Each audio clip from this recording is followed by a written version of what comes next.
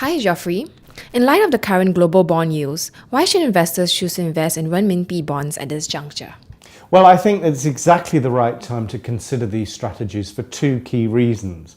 The first is that yields are simply higher in these markets than you would get in most other global credit markets.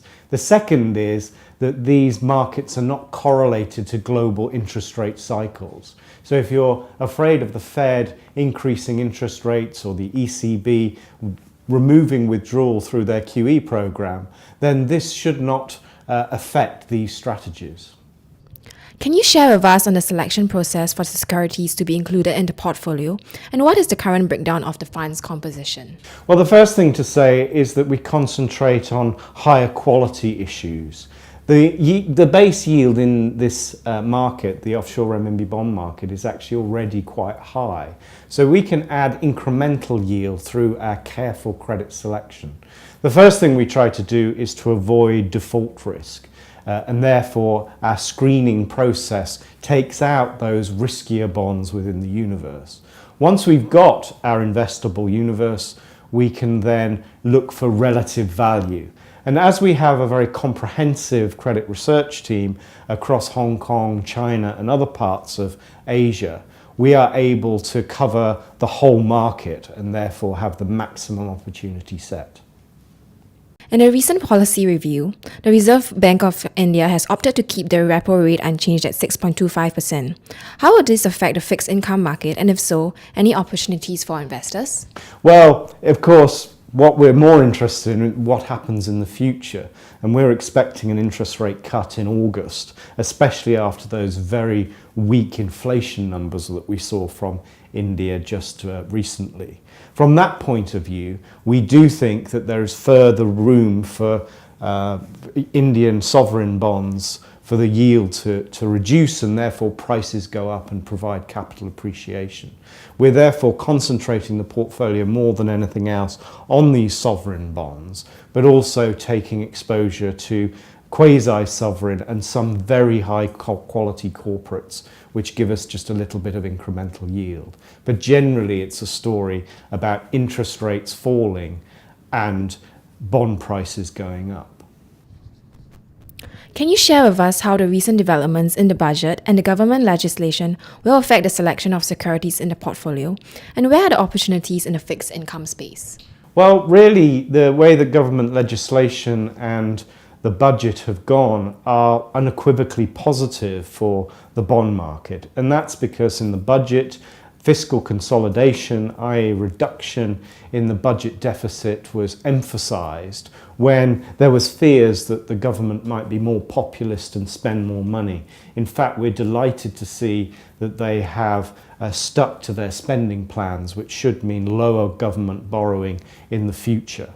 At the same time, we have the implementation of the goods and service tax.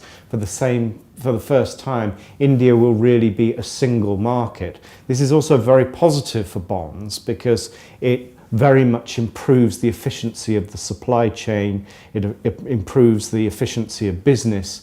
That means, of course, that inflation should continue to fall, or at least disinflationary forces should continue to assert themselves. This should mean lower interest rates over time. Global equity markets have outperformed significantly for the first half of 2017. Why should investors be considering adding fixed income into their portfolios, let alone renminbi or India bonds? Well, of course, good past performance does not necessarily mean good future performance. And while, it's perfectly legitimate and understandable that investors will be attracted to the equity market, it's about diversification, isn't it? It's about having a balanced portfolio with balanced risks.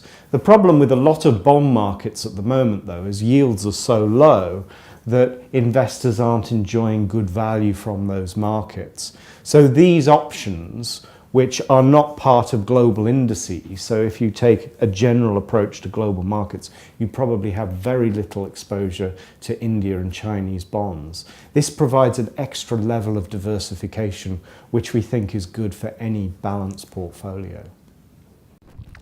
For the second half of 2017, how should investors be positioning their portfolios given that the Fed is still likely to raise rates and the impact on the fixed income market? Well, I suppose the first thing to say is that, of course, bond markets do try to discount future interest rate rises, interest rate movements.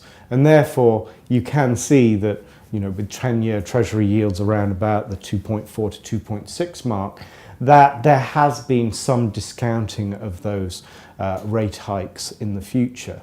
So from that perspective, one shouldn't be too concerned the fact that interest rates are rising. However, having said that, of course, that leaves little room for bond yields in the US to actually fall much further.